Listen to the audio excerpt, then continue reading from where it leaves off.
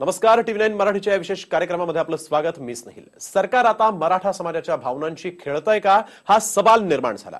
कारण आरक्षणासाठी ATR आणू अशी घोषणा करून देखील आज विधानसभेत ATR मांडलेला गेलेला नाहीये. त्यातच आता अधिवेशन संपण्यासाठी 2 दिवसच शिल्लक आहेत. त्यामुळे आरक्षणाचं आता कसं, अशी धाकधूक पुन्हा निर्माण झाली. पाहूया TV9 मराठीचा हा एक स्पेशल रिपोर्ट. सभागृहात विधेयक आल्याच्या आधी या ठिकाणी ATR मांडण्यात येईल. ATR आणतो, विधेयक आणतो, पण ते ATR आणण्याकरता अहवालच पाहिजे ना. ATR ऍक्शन टेकन रिपोर्ट म्हणजे कृती अहवाल. मराठा आरक्षणासंदर्भात हाच ATR सभागृहात मांडणार असल्याची घोषणा कालच सरकारकडनं करण्यात आली होती. उद्या सकाळी ऍक्शन टेकन रिपोर्ट ATR हा सभागृहामध्ये आम्ही त्या ठिकाणी ठेवणार आहे. विरोधी पक्षाची सतत मागणी आहे, परंतु त्यांच्या मागणीमध्ये आम्हाला असं वाटतंय की हेतू वेगळा आहे. आता गिरीश महाजनांनी सांगितल्यानं विधानसभेत ATR वरती चर्चेची अपेक्षा होती, पण ATR काही मांडण्यात आला नाहीये. आरक्षणासंदर्भात मंत्रिमंडळाच्या उपसमितीची बैठक 2दा पुढे ढकलली आहे. मुख्यमंत्र्यांनी महाधिवक्ते आशुतोष कुंभकोण यांच्याशी चर्चा केली आहे. विधेयकामध्ये तांत्रिक त्रुटी राहू नयेत याची काळजी घेतली जात असल्याचं बोललं जात आहे. या उद्याच्या अहवालाच्या अनुषंगिक उद्या अहवाल न मांडता ATR मांडला जाणार आहे, विधेयक मांडलं जाणार आहे. पण अध्यक्ष महोदय, सरकारकडून स्पष्ट आम्हाला समजलं पाहिजे की ते केव्हा उद्या अध्यक्ष महोदय ATR विधेयक मांडलं जाणार आहे. जर आम्ही एवढी मागणी करतोय की आम्ही तुमच्या बाजूने येऊ, आरक्षण मिळालं पाहिजे, मराठा समाजाला खूप वर्ष अन्याय झाला, त्यांचं आरक्षण क्लिअर झालं पाहिजे, हे सगळं बोलत असताना पहिल्या दिवशी का नाही आणत? आणि एका विशिष्ट परिस्थितीमध्ये जेव्हा अहवाल सादर होतो तेव्हा मानसिकता असते की त्याच्यात वेगवेगळे शास्त्र वापरून, उत्खननशास्त्र, भाषाशास्त्र, इतिहास, भौगोलिक परिस्थिती, लँड होल्डिंग, विविध स्तरावरती जर तुम्ही अभ्यास केलेला आहे तर ते समजायला नको आमदारांना. लपवाछपवी का करता, एवढाच प्रश्न आहे. मराठा आरक्षण देत असताना 52% आरक्षणाला धक्का न लावता कायद्याच्या चौकटीत टिकणारं असं आरक्षण आम्ही या अधिवेशनामध्येच देणार आहोत. हे विरोधकांना सहन होत नसल्यामुळे त्यांच्या मनामध्ये आता हा पोटशूळ उठलेला आहे की हे सरकार आरक्षण देऊ शकतं, ते देतंय, आपण मात्र देऊ शकलो नाही, आपण मात्र सगळा ढोंगीपणा केला, आणि त्यामुळे त्यांचा पोटशूळ उठल्यामुळे असे बेभान आरोप ते करतायत. मागासवर्ग आयोगाचा अहवाल न मांडता ATR मांडणार असल्याचं छाती ठोकपणे भाजपचे नेते सांगत होते. त्यामुळे दिशाभूल केल्याचं सांगत काँग्रेसच्या शरद रणपिसेंनी चंद्रकांत पाटलांच्या विरोधात हक्कभंगाची नोटीस दिली. सभागृहाची दिशाभूल करणारी व सभागृहाच्या विशेषाधिकाराचा भंग करणारी आहे. त्यामुळे मी याद्वारे हक्कभंगाची सूचना माननीय मविप नियम 240 अन्वये देत आहे. दिनांक 28 नोव्हेंबर 2018 रोजी मी ही हक्कभंगाची सूचना सभागृहात मांडू इच्छित आहे. घोषणेप्रमाणे सभागृहात ATR न आल्यानं आता सवालही अनेक निर्माण झालेत. सरकारला अभ्यासासाठी आणखी किती वेळ लागणार? विश्वास नव्हता तर मग मंत्र्यांनी ATRची घोषणा का केली? सरकार मराठा समाजाच्या भावनांशी खेळतंय का? या ठिकाणी कुठंतरी रडल्यासारखं आणि मारल्यासारखं या ठिकाणी चालू आहे. विरोधक जे आहेत ते स्वतः बोलण्याचं काम करतायत, दुसरीकडे बोलतायत, आणि त्या ठिकाणी जे सत्ताधारी आहेत त्यांना कुठंतरी थातूर मातूर उत्तर द्यायचं आणि गप्प बसवायचं, अशा पद्धतीचं आहे. मराठा समाजाचा एवढा प्रश्न चालू असताना सुद्धा नुसता गोंधळ करायचा, विधिमंडळ बंद पाडायचं. महाराष्ट्रातल्या 248 आमदारांकडचे 70-76 जे आमदार आहेत हे जर एकत्र बसले आणि विधेयक पारित केलं तरी हे एका दिवसामध्ये सुद्धा पारित होऊ शकतं. अधिवेशन 2 दिवसात संपणार आहे. गरज पडली तर अधिवेशन वाढवू असं चंद्रकांत दादा म्हणतायत. पण मग फडणवीसांच्या 1 तारखेच्या कमिटमेंटचं काय, हाही सवाल आहेच. विलास आठवलेसह पंकज दळवी, TV9 मराठी. नमस्कार, मी विलास आठवले. मी आहे विधान भवनाच्या प्रांगणामध्ये. या प्रांगणामध्ये काल रात्रीपासून बैठकांवर बैठका होत आहेत, पण बैठकीत काहीच निघत नाहीये. काल सरकार म्हणत होतं ATR आम्ही आज आणू, पण ATR काही आला नाही. आज उपसमितीची बैठक सकाळी 9 वाजता होणार होती, ती झाली नाही. ही बैठक दुपारी 2 वाजता आयोजित झाली, ती झाली नाही. ही बैठक आज संध्याकाळी ही होणार नाही, ती बैठक होणार आहे रात्री 9 वाजता. हे का होत आहे?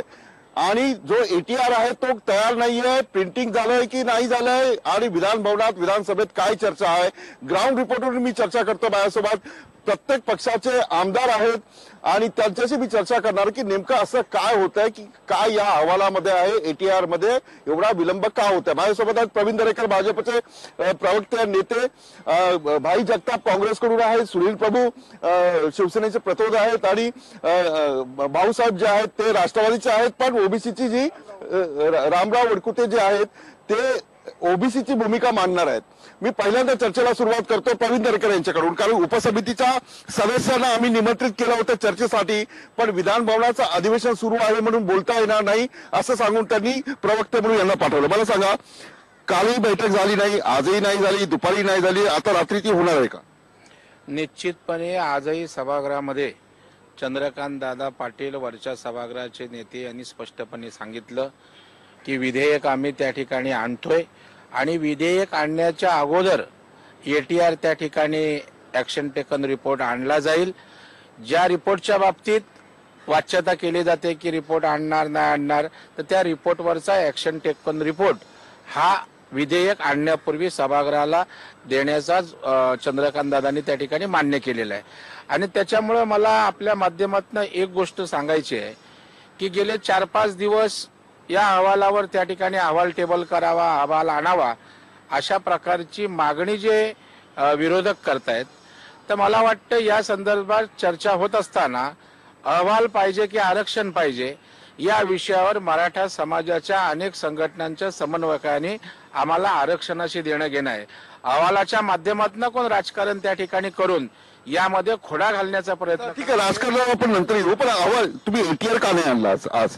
आणि कालची बैठकीने असं कुठे लिहिलेलं आहे का? उद्या आणतील, परवा आणतील, आणि विधेयक आणण्यापूर्वी एटीआर त्या ठिकाणी देणार आहे असं स्पष्टपणे आज सभा आजच आणायला पाहिजे असं नाहीये, आणि निश्चितच नाहीये, पण सरकार जेव्हा आश्वासन देतं की आम्ही या दिवशी आणणार आहे, तो एटीआर आणला पाहिजे का? काल सरकारने म्हटलं होतं की अहवाल आम्ही मानणार नाही पण एटीआर आणू. एटीआरही नाही झाला, उपसमितीची बैठकही नाही झाली मंत्रिमंडळाच्या. हे काय नेमकं काय चालू आहे सरकारमध्ये? नाही, असं आहे की सगळ्यात प्रथम आम्ही आज पूर्ण दिवस आम्ही अहवाल मागितलाच नाही.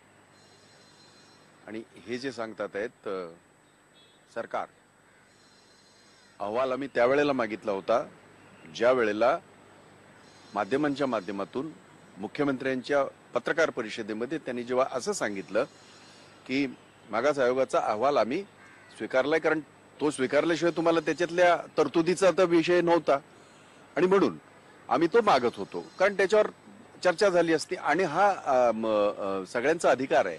ठीक आहे, नाही पाडवलं. आता जर काल अशी चर्चा झाली किंवा असं बोललं गेलं किंवा असं सांगितलं गेलं की आम्ही एटीआर ठेवतोय, तर आम्ही म्हटलं एटीआर ठेवा. ऍक्शन टेकन रिपोर्टमध्ये अहवालाच्या शिफारशीचा काय अंतर्भूत केलंय, काय नाही अंतर्भूत केलंय, त्या दृष्टीने आम्हाला चर्चा करता येईल. मला एक गोष्ट इथं मुद्दाम सांगायची आहे, ह्या अहवालाच्या बाबतीमध्ये जी गडबड करतात आहेत त्यांना जरा कोर्टाची फक्त 1 मिनिटामध्ये परिस्थिती सांगतो. मागच्या कोर्टाने जे ऑब्झर्वेशन नोंदवले ते काय नोंदवलंय? आम्ही जो अध्यादेश काढला होता आणि तो जो स्टे झाला तो कुठच्या आधारावर झाला? तो या आधारावर झाला की तुम्ही मागास आयोगाला हे केलेलं नाही, विचारलेलं नाही आणि अहवाल तुम्ही टेबल केलेला नाही, असं त्याच्यात त्या ऑर्डरमध्येच आहे. हे काय माझ्या मनातलं सांगत नाही. अहवाल ना, एटीआर नाही, अहवाल. अहवाल हा शब्द, एटीआर हा विषयच नाही, त्याच्या कोर्टासमोर एटीआर हा विषय नाही, अहवाल हा विषय आहे. आम्हाला भीती अशी वाटते की जर समजा याच मुद्द्यावर जर उद्या परत कोर्टाने असा जर व्ह्यू घेतला की तुम्ही अहवाल न ठेवल्यामुळे, कारण त्याचा उल्लेख केलाय म्हणून, माझं म्हणणं अजिबात नाही याच्या अगोदरचे अहवाल ठेवले गेले नाहीत, अहवाल ठेवायचा की ना हा पूर्णतः सरकारचा अधिकार आहे, त्या सगळ्या मताशी मी सहमत आहे. परंतु कोर्टाने ही भूमिका घेतल्यामुळे असा एक संभ्रम तयार झालाय जो होऊ नये म्हणून आम्ही म्हटलं होतं. पण आता ठीक आहे, त्याच्या पुढे आलो, एटीआर तरी ठेवा. आज बुधवार आला, जो शेड्यूल आपलं आमच्यापर्यंत आलेला आहे सगळ्यांपर्यंत, तो शेड्यूल आलाय 30 तारखेपर्यंतचा. आज 28 तारीख आहे. 2 दिवसामध्ये तुम्ही एटीआर ठेवणार, त्याच्यावर चर्चा तर होणं आवश्यक आहे. हा याच्यावर जे 58 आजही नाही आला एटीआर, आजही नाही आला. तुम्हाला काय वाटतं सरकारचं काय चालू आहे? म्हणजे बैठकावर बैठका होतात, होतही नाही बैठक. मला धोरण असं वाटतं की सरकारच्या हे जे आहे हेतू स्पष्ट नाही किंवा हेतू मध्ये शंका आहे. आम्हाला शंका वाटते त्यांच्या हेतूबद्दल त्यांना हा ATR रिपोर्ट असेल आणि हे जे ठेवणार आहेत त्याच्यासाठी बिल जे ठेवणार आहेत ते ठेवून त्यांना पळ काढायचं आहे. बिल ठेवून पळ काढायचं आहे असं म्हणणं आहे. पण शिवसेनेचं पत्र आहे, काल चंद्रकांत दादा पाटील उद्धव ठाकरे यांच्याकडे गेले होते, मग शिवसेनेने सहमती दर्शवली, त्याच्यामध्ये हे हवं हे हवं हे हवं आणि उद्या ATR ठेवण्यात येईल असं म्हटलं होतं. आज काय झालं? तुम्ही विचारलं का, म्हणजे मुख्यमंत्र्यांना विचारलं का की आज ATR काय येत नाही? असं आहे की काल माननीय चंद्रकांत दादा पक्षप्रमुख उद्धवजींना भेटले आणि बिलामध्ये ज्या ज्या काही तरतुदी आहेत त्या तरतुदी त्यांना समजून सांगितल्या. शिवसेना मराठी आरक्षणाच्या पाठिंबा तर सतत सातत्याने आम्ही दाखवलेला आहे आणि आपल्याला माहिती आहे की यापूर्वीची सगळी अधिवेशनं शिवसेनेच्या आमदारांनी मराठा आरक्षणाचा प्रश्न विधानसभेत उपस्थित करून हा विषय जो आहे तो जागृत ठेवण्याचा प्रयत्न केला. आणि आज आमचं म्हणणं असं आहे की मूळ 52% कुठच्याही तऱ्हेचा हात न लावता आपण हे आरक्षण मराठा समाजाला द्यावं. मराठा समाजाला आरक्षण देत असताना त्याची अंमलबजावणी ही तात्काळ करावी आणि कायद्याच्या चौकटीत बसून भाजपचंही तेच म्हणणं आहे, काँग्रेसचंही आहे, राष्ट्रवादी ऍक्शन टेकन रिपोर्ट आणि अहवाल ऍक्शन टेकन रिपोर्ट कधी द्यावा, ते बिल कधी आणावं, हे सत्ताधारी पक्ष म्हणून सरकारचा तो अधिकार असतो. आणि जेव्हा माननीय मुख्यमंत्र्यांनी आज एक तारीख घोषित केलेली आहे त्या तारखेच्या अगोदर ऍक्शन टेकन रिपोर्ट ते सभागृहात आणतील, बिल सादर करतील, त्यावर चर्चा होईल आणि ते बिल मंजूर होईल. काही शंका वाटते का, म्हणजे हे का होतंय आता? की एकदा सरकारने ठरवलं की आरक्षण देण्याबाबत मग तो ऍक्शन टेकन रिपोर्ट कधी आणावा, बिल कधी त्या ठिकाणी सभागृहात आणावं, हा विषय सत्ताधारी पक्ष म्हणून सरकारचा आहे. आणि मी फक्त टेक्निकल बाब सांगतो. नाही टेक्निकल बाब नाही, टेक्निकल नाही, ही याची सुद्धा आहे. असं आहे, आज 28 म्हणून मी मुद्दाम म्हणालो, आज 28 उद्या 29 परवा 30. समजा एकतर बिल ते आल्यावर पहिलं तिथून पास होऊन आलं पाहिजे खालच्या सभागृहातनं, त्याच्यानंतर ते वरती येतं. असं होत नाही ते. त्यामुळे समजा उद्याचं जे काय म्हणतात ATRचं नि याचं, मग ते वरच्या सभागृहामध्ये ठेवणार कधी आणि मग त्याच्यावर चर्चा होणार कधी? त्यासाठी आमचं याही गोष्टीला मान्यता आहे. अजून एक हप्ता वाढवा, ज्याच्यावर साधक बाधक चर्चा होऊ द्या आणि ते अधिक कसं घट्ट राहील. कधी खालच्या सभागृहात म्हणजे खालच्या सभागृहात मंजूर झालं तर 1 दिवस पाहिजे. हो नाही, वरती जायला पाहिजेच ना, कारण खालच्या सभागृहामध्ये वडकुते साहेब, मी तुमच्याकडे येतो.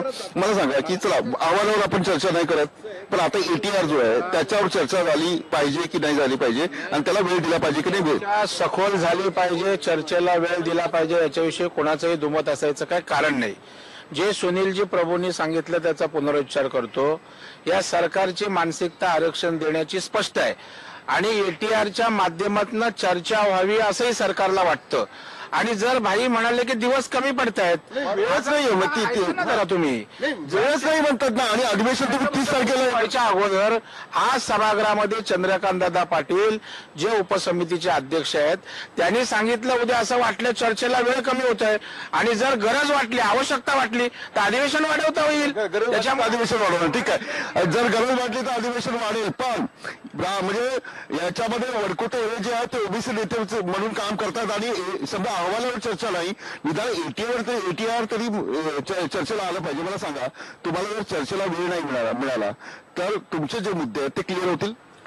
नाही, त्याबद्दल तर आम्ही स्वतः संशय आहेत. आम्ही सातत्यानं मुख्यमंत्र्यांची भेट घेऊन सुद्धा वेळोवेळी त्यांना विनंती केली की मराठा समाजाला आरक्षण देण्याबाबत आमची भूमिका स्पष्ट आहे की आमच्या 52%ला धक्का न लागता मराठा समाजाला आरक्षण द्या. ही भूमिका आम्ही पूर्वीपासूनच घेतलेली आहे आणि मराठा समाज सुद्धा नेत्याची तीच मागणी होती की ओबीसीला धक्का न लावता आम्हाला आरक्षण द्या. परंतु आता मागासलेल्या आयोगाचा जो रिपोर्ट आला त्याच्यानंतर काही मराठा समाजाच्या नेत्यांनी की आम्हाला मागासवर्गीयांना मान्यता दिलेली आहे, आम्हाला ओबीसीतच द्या, अशा प्रकारची धारणा काही लोकांनी धरली. परंतु सरकारचं धोरण या सगळ्या तुमच्या मागण्या झाल्या ना, तुम्हाला चर्चेला वेळच नाही मिळाला तर काय होणार आहे मला सांग. नाही, चर्चेला वेळ तीच त्या आहे ना, मुख्यमंत्र्यांच्या मनात काय किंवा सरकारच्या मनात काय संभ्रम निर्माण करण्याचं काम चाललेलं आहे आणि 2 समाजामध्ये तेढ निर्माण होते याच्यामुळं. म्हणून आमचं पहिल्यांदा म्हणणं होतं की तुम्ही अहवाल स्वीकारला, शिफारस स्वीकारल्या, ठेवा पटलावर, परंतु तेही नाही ठेवलं, त्यांनी टेबल केलं नाही. आता भाई जगताप साहेब म्हणतात त्याप्रमाणे आमचं म्हणणं आहे ठीक आहे, आम्ही पुढे गेलो आता, पण ATR तरी ठेवा की आम्हाला आमची त्याची चर्चा करूया.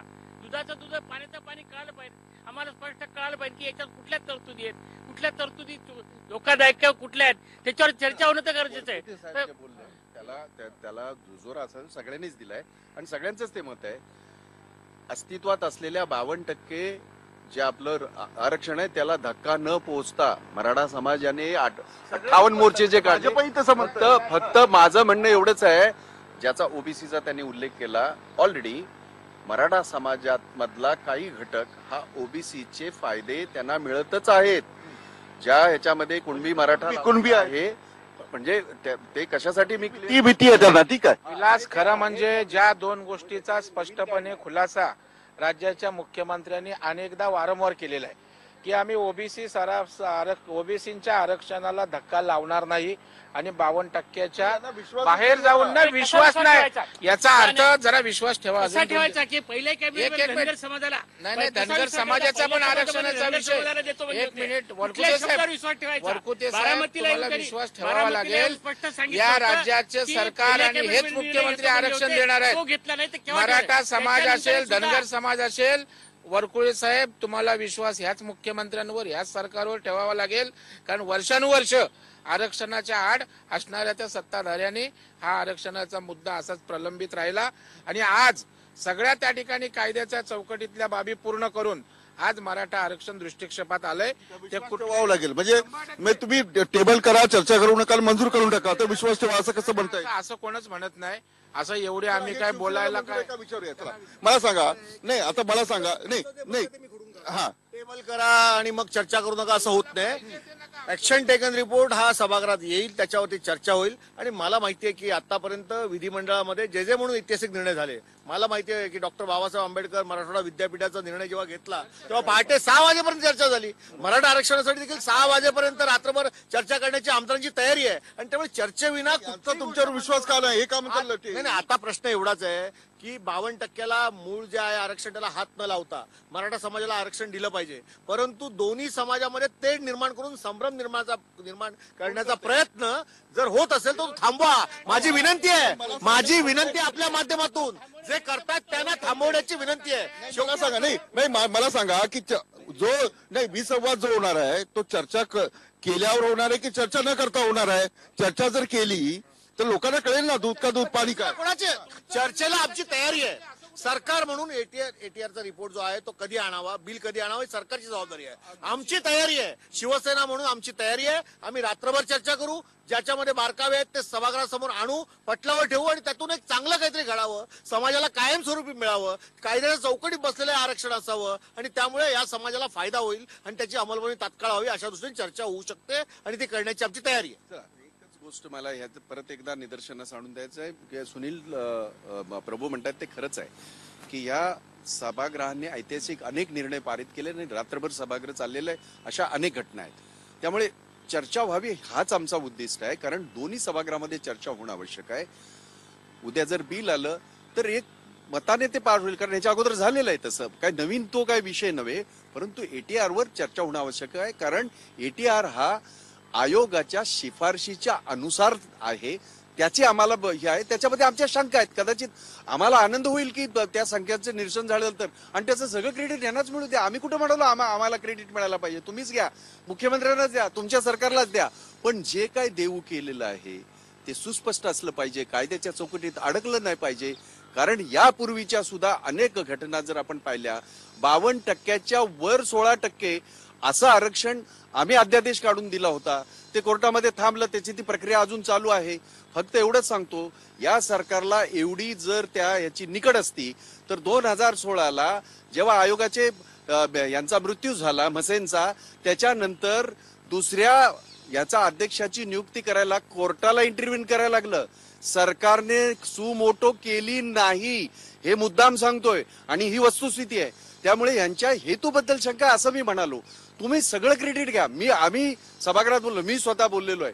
आम्ही तुमचा सत्कार करू, जाहीररित्या तुम्हाला आम्ही या ठिकाणी करू, कारण तुम्ही घ्या त्याचं क्रेडिट. पण असं काहीतरी दोन समाजामध्ये वितुष्ट लावून आता EBSC SB काय नेमका हा नवीन SCBC हा नवीन जो प्रवर्ग तुम्ही म्हणताय हा नवीन प्रवर्ग नेमका काय आहे? मग त्याला कुठे बसवणार आहात काय? त्याच्यामुळे ओबीसी मध्ये संभ्रम तयार झाला, इतर समाजात संभ्रम झाला. SCBCची जी भीती आहे ती म्हणजे मराठा समाज नाही म्हणूनच मी म्हटलं एससीबीसी म्हणजे दुसरं काही नसून ते ओबीसीच आहे. बघा घटनेमध्ये म्हणजे एक एससीबीसी म्हणजेच ओबीसी असं तुमचं म्हणणं आहे. चला प्रवीण दरेकर, आता याला भीती वाटणं साहजिकच आहे. काय भीती वाटायचं अजिबात कारण नाही. हे स्वतःहून या तयार केलेले यांच्या शंका कुशंका आहेत. त्याचं उत्तर परवा विधेयकने एटीआर रिपोर्ट आल्यावर त्या ठिकाणी मिळेल. आज तरी त्या ठिकाणी ना वडकुते साहेबांनी तो अहवाल वाचला ना भाईंनी ना मी वाचलेला आहे. या आपल्या सांगोपांगीच्या गोष्टीवर आम्ही त्या ठिकाणी चर्चा करतोय.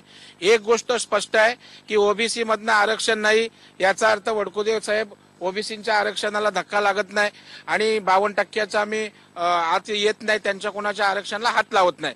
प्रश्न भाईने जो उपस्थित केला की मागच्या सरकारने सुद्धा अध्यादेश काढला होता, परंतु भाई तो अध्यादेश काढला असताना कोर्टाने त्या ठिकाणी थांबवलं, कारण ज्या गोष्टी कायद्याच्या चौकटीत पूर्ण आणि भाई त्याची काळजी या मुख्यमंत्र्यांनी या सरकार मुख्यमंत्र्यांनी काळजी घेतलेली आहे. चला ठीक आहे, पण दरेकरजी मला ब्रेक घ्यायचा आहे. चला ठीक आहे, मला ब्रेक घ्यायचा आहे. बैठका होत नाहीयेत, उपसमितीची बैठक होत नाहीये, एटीआर काय अजून अधिवेशनात आला नाही आणि एससीबीसी जे आहे त्याच्यामुळे ओबीसीला भीती वाटते. ही चर्चा एका ब्रेकनंतर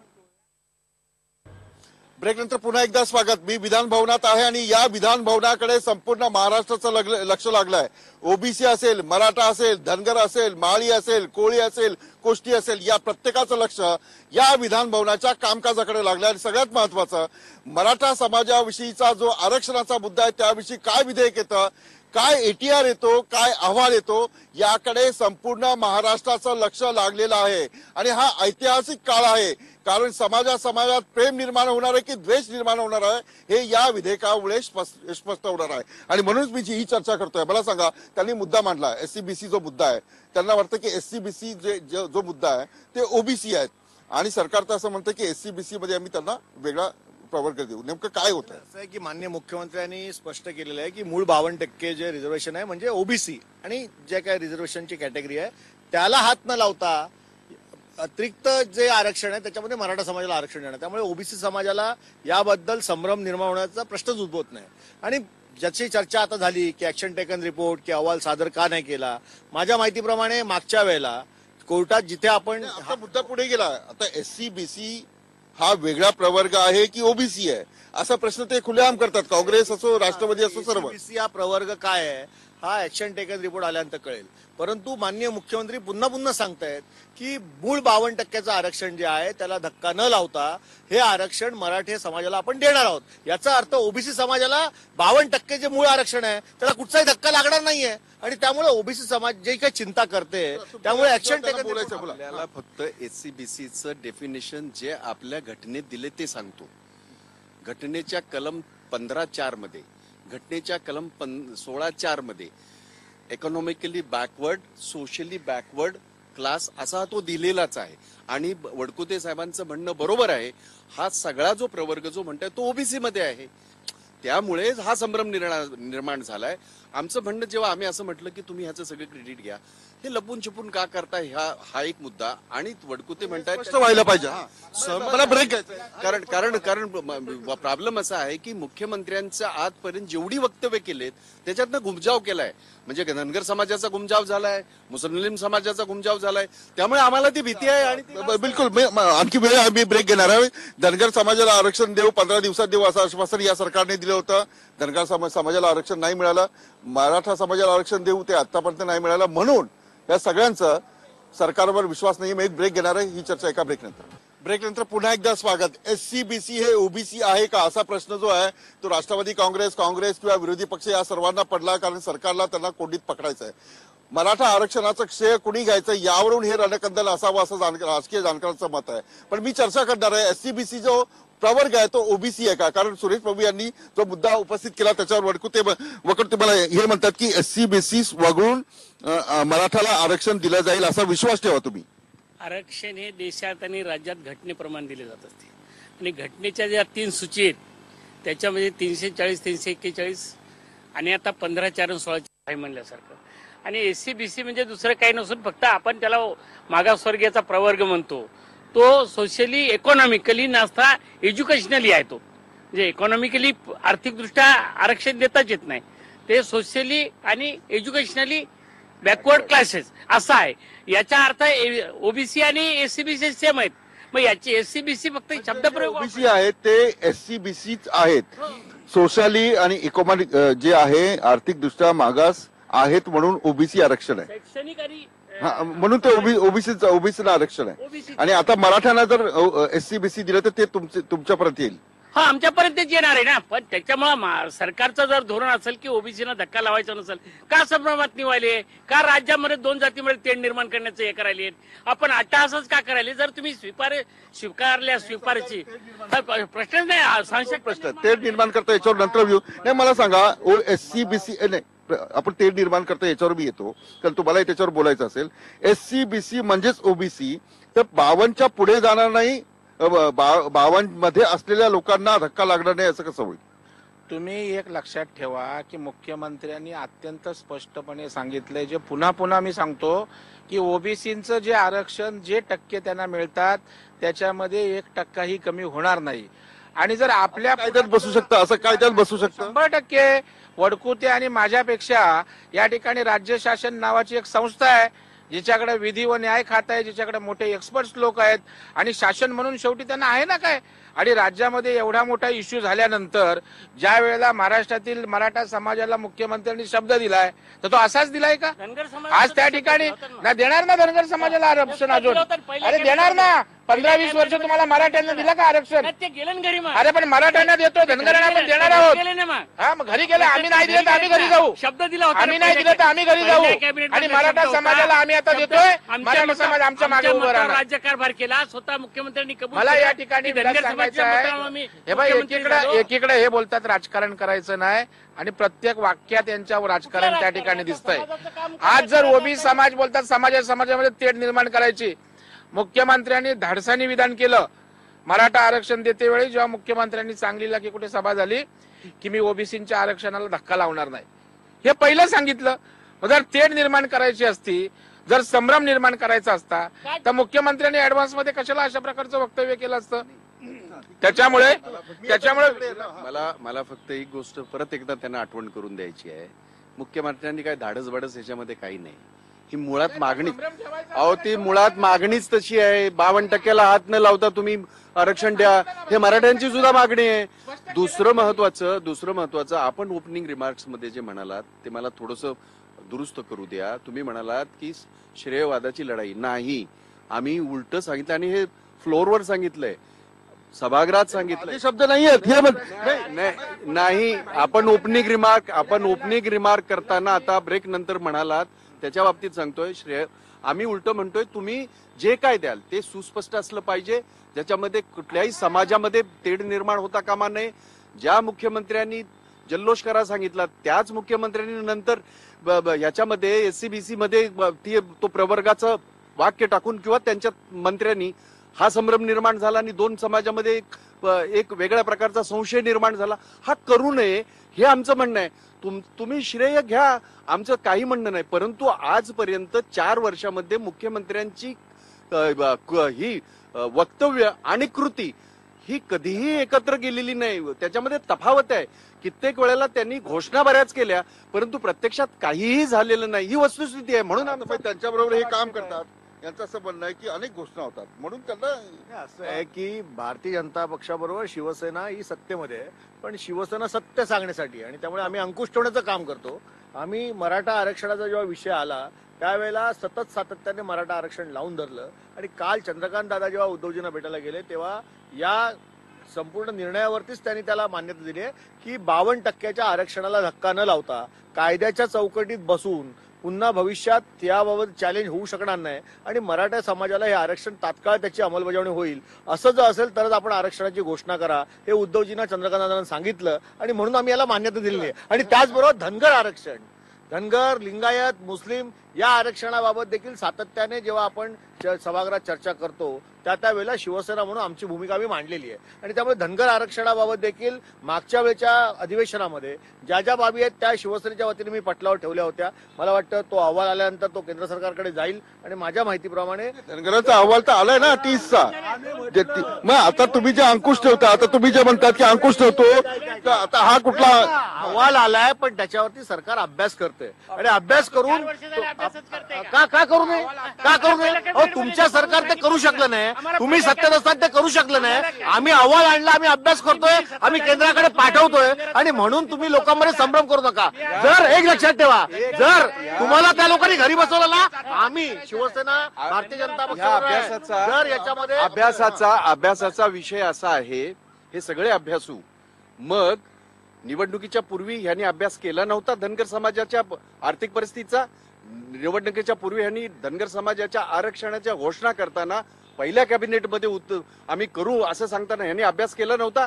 मग टीस संस्था जी आहे, Tata institute of social sciences, त्याचा रिपोर्ट आल्यानंतर तो अभ्यासपूर्वकच रिपोर्ट असतो. त्याच्या रिकमेंडेशन सुद्धा तुम्हाला द्यायला अडवलंय कुणी? का सांगत नाही? कसला अभ्यास त्याच्या बाबतीमध्ये? मी समजू शकतो की तुम्ही त्या ह्याच्यावरचं मत घेणं समजू शकतो, पण अभ्यास पळवाट काढतात आहेत. पहिल्या ह्याच्यापासून गोष्टी आहेत की कायद्याचं मत कायद्यात बसतं की नाही बसतं हे विधी विभाग जो आहे तो पाहतो. पण अभ्यास जे म्हणतात, म्हणजे जसं अभ्यास सुरू आहे, तर 4 वर्ष एखाद्या आरक्षण द्यायचं की नाही द्यायचं, किती द्यायचं, किती लोक आहेत, किती कसं आहे, मागास आहे की नाही, हा सगळा अभ्यास करायला एवढा वेळ. विलास, एक लक्षात ठेवा, भाईने सत्तेमध्ये काम केलेलं आहे. विरोधी पक्षामध्ये त्या ठिकाणी कसंही काही बोललं त्यांना कोण विचारणारं नाही आहे. परंतु भाई, एक मिनिट, तुम्ही बोला ना. त्या ठिकाणी आरक्षण देत असतानाच, मराठा समाजाला आरक्षण देत असताना संविधान, घटना, कायदा या सगळ्या गोष्टींचा विचार करून ते आरक्षणाच होतंय. उद्या धनगर समाजाला आरक्षण देताना सुद्धा त्या ठिकाणी सर्व गोष्टींचा अभ्यासपूर्ण माहिती घेऊन त्या ठिकाणी त्या धनगर समाजाला आरक्षण देण्याची भूमिका मुख्यमंत्र्यांची अत्यंत प्रांजळ आहे. आणि त्याच्यामुळं अभ्यासच करू नका. आज नारायण राणे साहेबांनी समितीने दिलं, तुम्ही अध्यादेश काढून दिलात, काय झालं पुढे? आणि आज जर कोर्टात आज टिकलं नाही ना, त्याच्यामुळे लेट जरी झालं तरी ते टिकणारं असायला पाहिजे ना. आज सांगायचं धनगर आरक्षण देऊन टाका, म्हणजे मुख्यमंत्री हा मुद्दा नेहमी मारतात, उशीर झाला तरी चालेल पण कोर्टामध्ये टिकला पाहिजे.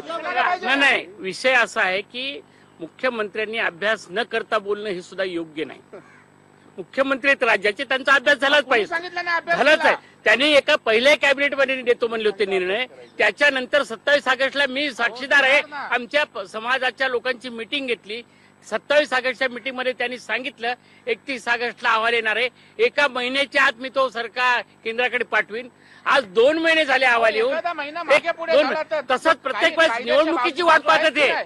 त्याच्या आधी टीसच्या अहवालामध्ये ज्यावेळेस परिपत्रक काढलं त्यांनी विधान परिषद विधानसभेमध्ये जे बोलले ते 17ला येणार होता अहवाल, तो 18ला.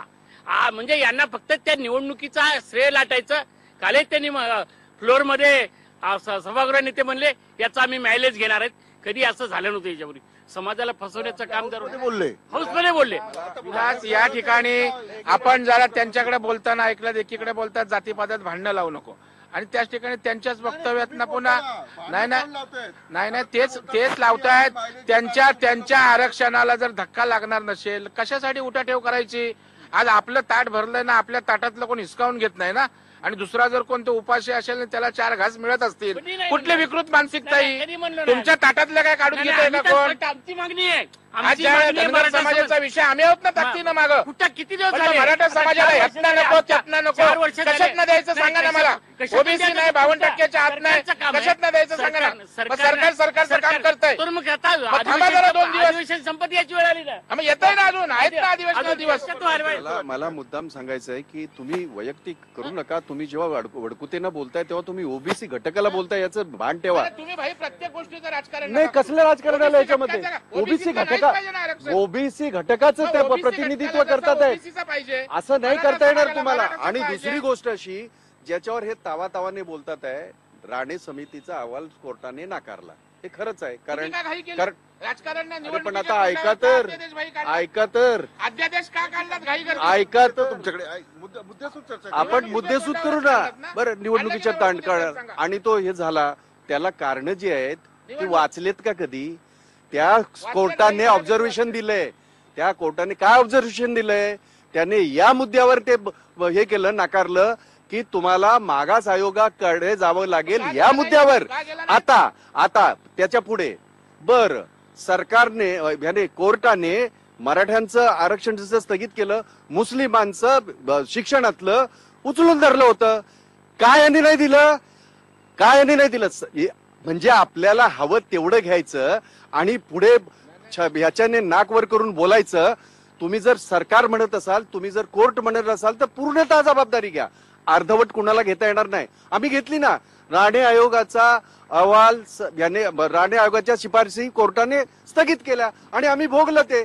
आम्हाला घरी बसावं लागलं, आम्ही ते स्वीकारलं. परंतु तेवढाच भाग घ्यायचा आणि पुढचा भाग सोडायचा, ही जी काय राजनीती किंवा हे जे राजकारण केलं जात आहे त्या गोष्टीचा आम्हाला आणि आता मुद्दा त्यांनी अत्यंत मुद्देसूद मांडले, ते मुद्दे तुम्ही खोडून टाका. म्हणजे अडचण आहे. भाईने कबूल केलं, निवडणुकीच्या तोंडावर त्यांनी अध्यादेश काढला होता, ही वस्तुस्थिती आहे.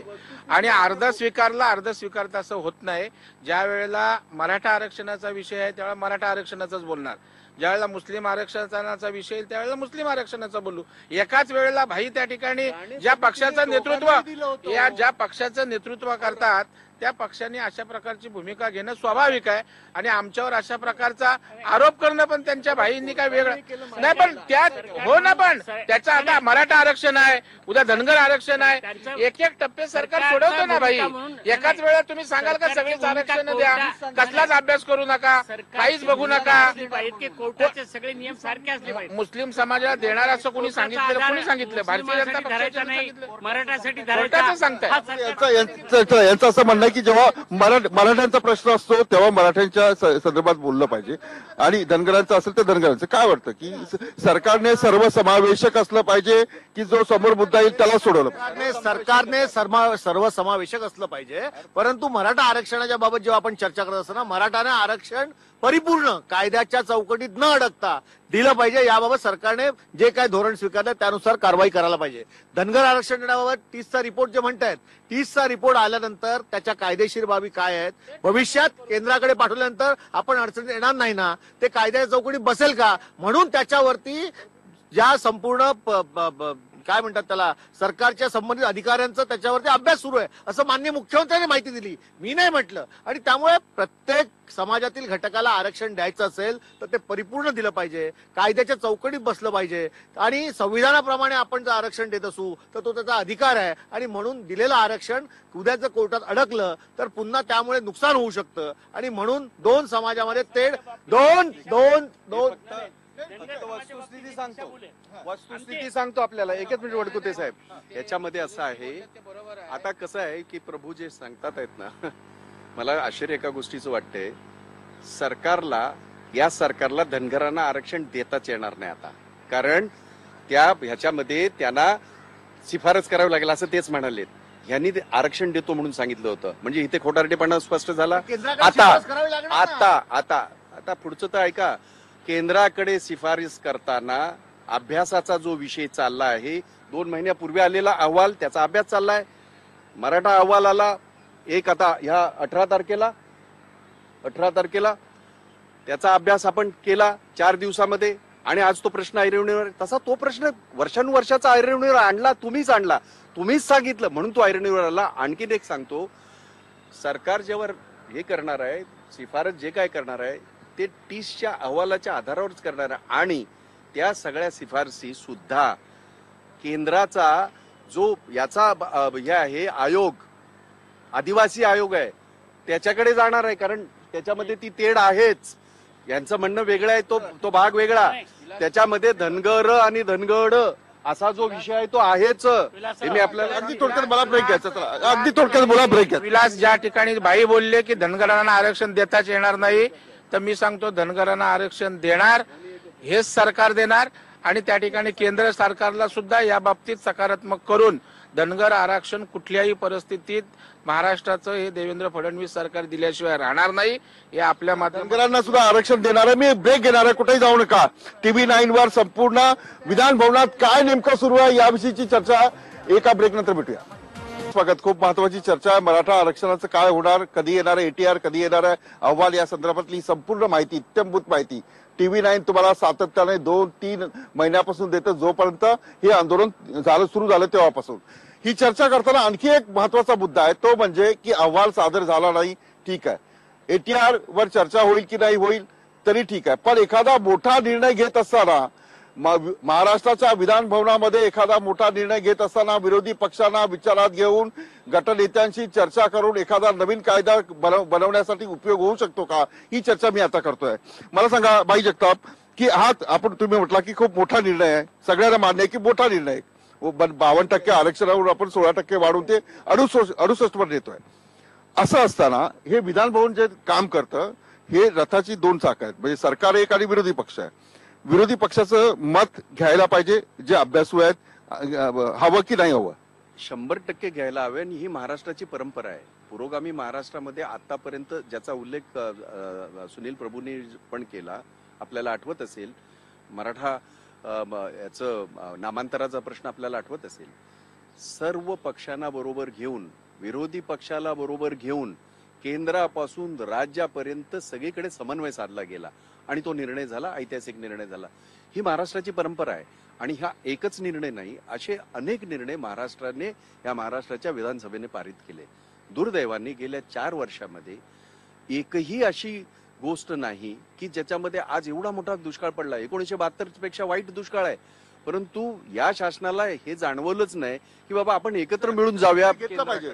सुनील प्रभू, मला सांगा, तुम्ही सहकारी पक्ष म्हणून काम करताना आज तुमची दुपारी सेना भाजपच्या महत्वाच्या नेत्यांची बैठक होती की मराठा आरक्षण काय लागू होत आहे, काय केलं जात आहे, काय नेमकं आलं या बैठकीत? तुम्हाला विचारपूस झाली का कालची भेट एवढी पुरेशी आहे? नाही, असं आहे की याबाबत सातत्याने आमदारांच्या चर्चा होतात आणि माझ्या माहितीप्रमाणे उपसमितीची बैठक दुपारी होती, ती रात्री होईल. परंतु हे बिल आणताना एक ऐतिहासिक निर्णय आहे आणि त्यामुळे विरोधी पक्षाचं मत हे तितकंच महत्वाचं आहे. त्यामुळे त्यांचं मत हे विचारात घेऊनच ते बिल जे आहे सभागृहात येईल, त्यानंतर ते मंजूर होईल. आणि त्यामुळे विरोधी पक्षाचं मत हे नक्कीच त्यासाठी आपल्याला उपयुक्त ठरणार आहे. परंतु ते कधी आणावं, तो ऍक्शन टेकन रिपोर्ट कधी आणावा, हा सरकारचा विषय आणि त्यामुळे सरकार योग्य वेळेला ते सभागृहामध्ये आणेल. अजून 2 दिवस या विधानसभाच्या सत्रातले बाकी आहेत. रात्रभर चर्चा करण्याची वेळ आहे, त्यावेळी पूर्ण वेळ चर्चा करून पूर्ण वेळ चर्चा करून साधक बाधक त्यातल्या त्रुटी ज्या आहेत ते बिल जेव्हा आणू तेव्हा आपण त्या समोर मांडून परिपूर्ण पद्धतीने आरक्षण मिळालं पाहिजे. आणि परिपूर्ण आरक्षण अशासाठी मी म्हणतोय की कायद्याच्या चाकोरीत पुन्हा ते अडकता कामा नये आणि त्याची अंमलबजावणी तात्काळ झाली पाहिजे. ठीक आहे, चला मला सांगा, विरोधी पक्ष किती महत्वाचा आहे? त्या ठिकाणी पूर्णपणे चुकीचं आहे. विरोधी पक्षाला सुद्धा मुख्यमंत्री सरकार विश्वासात घेत आहेत. गटनेत्यांची बैठक बोलावली होती ना बाई काल. सर्व गटनेत्यांना बोलावून त्या ठिकाणी त्यांच्याशी या विधेयका संदर्भात किंवा इश्यूवर काही मार्गदर्शक सूचना मागवण्याचं काम मुख्यमंत्र्यांनी काल केलं. आणि त्यामुळे भाई जे बोलतात की बोलवत नाहीत, आता ह्यांच्याच नेत्यांमध्ये समन्वय नाही. कालच्या सभागृहामध्ये अजितदादांचं स्टेटमेंट वेगळं, विखे पाटील साहेबांचं वेगळं, त्याच्यामुळे त्यांच्याच समन्वयाचा अभाव आहे. सर्व विरोधी पक्ष त्या ठिकाणी यावेत, चर्चा करावी ही मुख्यमंत्र्यांची भावना आहे. उपसमिती त्या ठिकाणी, त्या उपसमितीमध्ये सुद्धा सगळे घटक त्या ठिकाणी आहेत, शिवसेनेचे आहेत. त्याच्यामुळे सहकारी पक्ष सगळ्यांना ठीक आहे, एटीआर येईल, त्याच्यावर चर्चा होईल अशा प्रकारचं आश्वासन देत आहे. पण बैठक आज उपसमितीची बैठकही झाली नाही, कुठलीही बैठक झाली नाही, एटीआर अजून आलेलं नाही. मराठा आरक्षणाचं नेमकं काय होणार आणि काय दडलंय ही चर्चा आता यावेळी विधान भवनात आहे. पण तुम्ही थोड्याच वेळात आखाडामध्ये 16% आरक्षणाचा घाट अवघड आहे हा विशेष कार्यक्रम पहा. हा कार्यक्रम इथेच थांबवतो. आपण पाहत राहा TV9 महाराष्ट्र.